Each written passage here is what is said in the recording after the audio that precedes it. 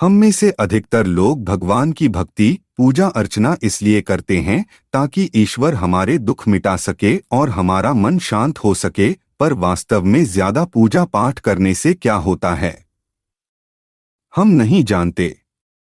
अतः आज का यह लेख उन्हीं भक्त गणों के लिए है जिनके मन में भगवान के प्रति असीम आस्था है और वह चाहते हैं कि भगवान ही उन्हें भवसागर से पार लगाएं। यह लेख इसलिए भी लिखा गया है क्योंकि अधिकतर लोगों को लगता है मुंह से हरे कृष्णा हरे रामा बोलना ही सबसे उत्तम है। क्या सिर्फ भगवान के सामने सर झुकाकर उन्हें प्रणाम करना काफी है या फिर इससे भी बड़ी हमारी कोई जिम्मेदारी है? जी हाँ, ऐसा क्यों होता है कि भगवान की भक्ति करने वाले लोग अक्सर ज्यादा दुखी दिखाई देते हैं उनकी अपेक्षा जो अय्याशी करते हैं? वास्तव में इसके पीछे का कारण आप तभी समझेंगे जब आप इस लेख में दी गई एक एक बात को ध्यानपूर्वक समझेंगे। ज्यादा पूजा पाठ करने से क्या होता है? लाभ या समय की बर्बादी। पूजा पाठ हमें थोड़ी देर के लिए मानसिक शांति दे देती है, लेकिन कुछ पल बाद वही बेचैनी हमारे समक्ष फिर खड़ी हो जाती है। ऐसे में मनुष्य इस दुविधा में पड़ जाता है कि पूजा पाठ का असल में लाभ होता भी है कि नहीं। देखिए, समस्या पूजा पाठ में नहीं है, बल्कि दिक्कत हमारे अज्ञान में है। हमें नहीं पता यज्ञ क्या है, हवन भजन कीर्तन भक्ति क्या है, लेकिन फिर भी हम इन चीजों को निभाने लग जाते हैं। दरअसल हम खुद को ही इस बात से ठगाए रहते हैं कि हमारी वास्तविक समस्या क्या है। हम नहीं जानते हमारी परेशानी क्या है और उस परेशानी का इलाज क्या है। हम इसके बजाय कई चीजों का प्रयोग करते हैं और पाते हैं कि वो चीजें काम नहीं आ रही। उदाहरण के लिए, किसी को लोगों से बातचीत करने में शर्म आती है, डर झिझक होती है और वह सुबह शाम पूजा पाठ करे तो क्या भगवान उसकी इस समस्या को हल करेंगे? नहीं ना, उसकी समस्या तभी हल होगी जब वह लोगों से बातचीत करने की हिम्मत उठाएगा। इसी प्रकार अगर आप घर में यज्ञ करवाते हैं, सुबह शाम पूजा पाठ करते हैं, तो पहले आपको पता तो हो कि शास्त्रों में यज्ञ से क्या तात्पर्य है। यज्ञ में अग्नि का क्या महत्व है? क्या यज्ञ में लकड़ी और घी जलाने से आपके जीवन में शांति आएगी? अगर आप सिर्फ पंडितों के कहने पर घर में यज्ञ करवा लेते हैं पर यज्ञ का वास्तविक अर्थ नहीं जानते, तो फिर यज्ञ आपके क्या काम आएगा? पूजा पाठ कब हानिकारक होता है? आज की नई पीढ़ी धर्म के नाम से बिदकती है। वो पूजा पाठ भक्ति हवन इत्यादि शब्दों से ही दूर भागती है। वास्तव में ऐसा क्या हुआ कि जो भारत एक धार्मिक देश कहलाता था, जहां ऋषियों और बड़े बड़े संतों का जन्म हुआ, उसी भूमि पर जन्म लेने वाले लोग धर्म से ही दूर क्यों होने लगे? इसके पीछे बड़ा कारण है धर्म का अंधानुकरण। बिना जाने बूझे पूजा पाठ करते करते ये स्थिति उत्पन्न हो गई कि अब एक पीढ़ी धर्म से दूर ही होने लगी है।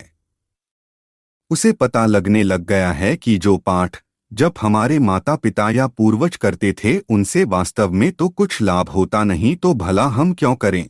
उन्होंने देखा बचपन में कि दादी घंटी बजाकर पूजा पाठ कर रही है, तो दूसरी तरफ उनका ध्यान की कुकर की सीटी पर लगा हुआ है, तो वो जान जाते हैं कि ये सब क्या चल रहा है। अतः इस प्रकार जब धर्म को हम समझते नहीं, धार्मिक क्रियाओं का असल महत्व हम जानते नहीं, बस निभाते रहते हैं, तो इसका परिणाम ये होता है कि एक पूरी पीढ़ी ही धर्म से दूर हो जाती है। पूजा पाठ कब लाभदायी है? पूजा पाठ तभी लाभदायी है जब हम धार्मिक क्रियाओं का महत्व जानें। कोई भी धार्मिक गतिविधि का हम पालन करें, इससे पूर्व यह समझें कि इसका उद्देश्य क्या है। अगर आप धर्म नहीं जानते तो भला कोई भी पूजा पाठ किस काम आएगा? अगर आप घर में यज्ञ करवाते हैं इस मंशा के साथ कि यज्ञ में लकड़ी जलाकर हवा शुद्ध हो जाती है, तो इससे आप भला किसको बेवकूफ बना रहे हैं? वैसे ही पर्यावरण में प्रदूषण बढ़ता जा रहा है।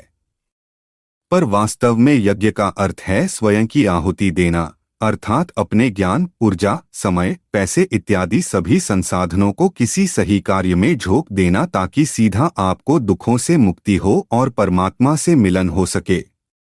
तब वास्तव में यज्ञ का फायदा हुआ। इसी प्रकार अगर आप कृष्ण राम की मूर्ति के आगे झट से हाथ जोड़ लेते हैं और समझेंगे कि भगवान आपको आशीर्वाद देंगे, तो ऐसा करके लाभ नहीं होगा।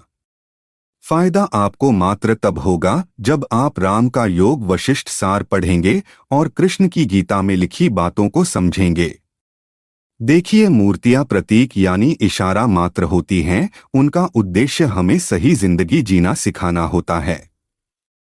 पर हम जिंदगी घटिया जीते हैं और मूर्तियों के सामने झट से झुक जाते हैं। क्या पूजा कीर्तन करना जरूरी है? देखिए, पूजा कीर्तन का महत्व आपको शांति, सच्चाई और सहजता तक लेकर जाना है। आप देखिए, जिस तरह आप परिवार में पूजा करते हैं, उससे आपके जीवन में ये चीजें आ रही है या नहीं? सुबह शाम पूजा करने के बाद भी अधिकांश लोगों की जिंदगी और मन में कुछ खास बदलाव नहीं आता। ऐसे में यहाँ समझना जरूरी है कि आम संस्कृति में जो पूजा प्रचलित है, उसी तरह आप भी पूजा करें। अगर रोज की आरती और पूजा में आपको कुछ विशेष मन नहीं लगता, तो अब समय है कि आप असली पूजा करें। उदाहरण के लिए कबीर राम के बड़े भक्त थे। उन्होंने अपना जीवन ही उन्हें समर्पित कर दिया। पर उनका एक दोहा कुछ इस प्रकार है। कबीर साहब कह रहे हैं कि अब उनका उठना बैठना सारे काम राम के आदेश पर हैं, तो मैं क्या राम के नाम की माला जपूं या मुख से राम राम कहूं। अब तो राम ही हमें जपता है, हमें राम नाम कहने से भी मुक्ति मिल गई।